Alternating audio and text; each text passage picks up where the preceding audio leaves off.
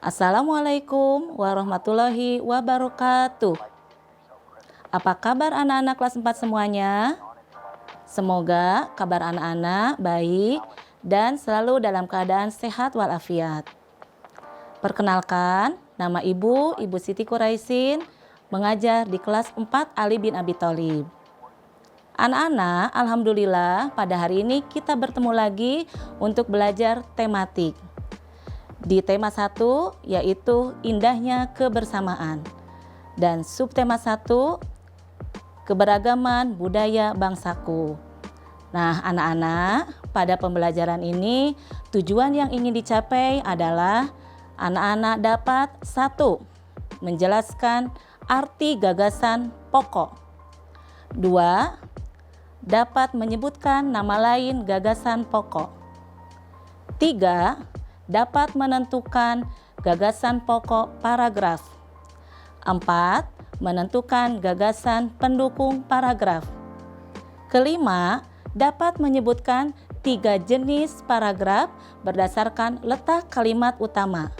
Dan yang terakhir, Ananda dapat membedakan jenis paragraf sesuai letak kalimat utamanya. Nah, itulah tujuan yang ingin dicapai oleh Ananda semuanya untuk belajar tematik di hari ini. Anak-anak, ketika masa MPLS, ibu guru memberikan tugas untuk membuat cerita pengalaman selama PJJ. Nah, alhamdulillah sesudah ibu periksa, Ananda dapat menuliskan cerita tersebut dalam beberapa paragraf. Nah, sekarang ibu akan mengingatkan kembali bagaimana ciri dari sebuah paragraf. Ya benar, ciri dari sebuah paragraf adalah paragraf terdiri dari lebih dari 1 kalimat. Yang kedua, kata pertama dari awal kalimat maju 2 cm. Nah, itulah ciri dari sebuah paragraf. Nah, kemudian setiap paragraf terdiri dari 1 gagasan pokok. Nah, sekarang ibu akan bertanya, apa itu gagasan pokok? Gagasan pokok adalah gagasan atau ide yang menjadi pokok dalam mengembangkan paragraf suatu bacaan. Itulah arti dari gagasan pokok. Nah, bagaimana ciri dari gagasan pokok? Gagasan pokok memiliki ciri 1. Kalimatnya bersifat umum dari kalimat lainnya. Yang kedua, gagasan pokok biasanya terletak di awal atau di akhir kalimat. Anak-anak, ternyata gagasan pokok memiliki sebutan lain. Sebutan lain dari gagasan pokok diantaranya adalah 1. Pikiran utama, bisa juga disebut ide pokok atau disebut juga pikiran pokok. Itulah nama-nama lain dari gagasan pokok. Nah, anak-anak, selanjutnya kita jelaskan bahwa dalam 1 paragraf selain memiliki 1 gagasan pokok, sebuah paragraf pun terdiri lebih dari 1 kalimat gagasan pendukung. Nah, apa yang dimaksud dengan gagasan pendukung? Gagasan pendukung adalah uraian atau tambahan informasi untuk mendukung gagasan pokok. Apa ciri dari gagasan pendukung? 1. Gagasan pendukung menjelaskan gagasan pokok. Yang kedua, gagasan pendukung bersifat khusus dari kalimat lainnya. Itulah ciri dari gagasan pendukung. Nah, sekarang ibu akan menayangkan sebuah paragraf yang terdiri dari 2 kalimat.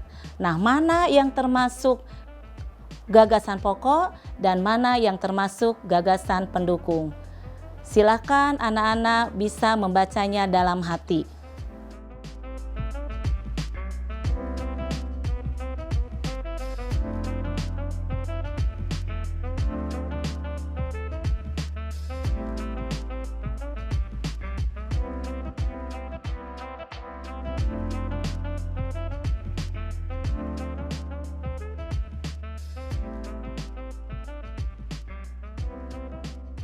Nah, sudah dibaca?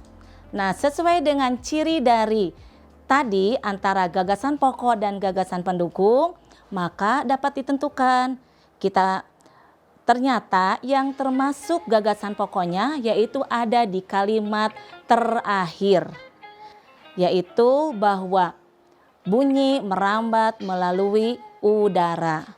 Nah, sehingga karena paragraf ini hanya ada dua kalimat, ulangi ya. Paragraf tersebut hanya terdiri dari dua kalimat, maka kalimat awalnya menjadi gagasan pendukung. Nah, itulah contoh menentukan gagasan pokok dan gagasan pendukung. Sekali lagi diingatkan bahwa setiap paragraf terdiri dari satu gagasan pokok. Anak-anak, gagasan utama ada pada kalimat utama. Berdasarkan letak kalimat utamanya, ada 3 jenis paragraf, yaitu 1. Paragraf deduktif.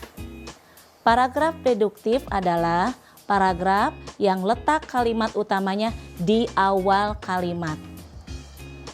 Yang kedua, paragraf induktif. Paragraf induktif adalah paragraf yang letak kalimat utamanya di akhir paragraf.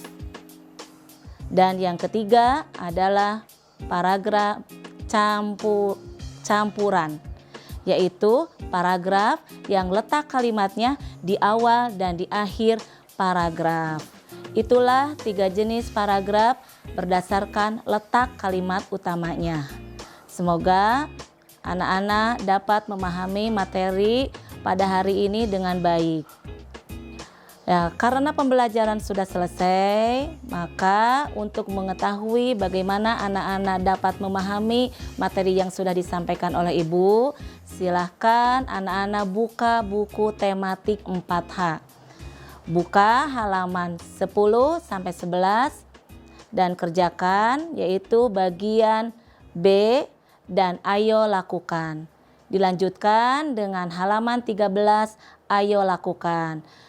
Semoga anak-anak dapat mengerjakan dengan baik dan dapat memahami pembelajaran ini dengan baik pula. Sampai di sini pertemuan dengan Ibu. Mudah-mudahan kita bisa berjumpa lagi di lain waktu. Assalamualaikum warahmatullahi wabarakatuh.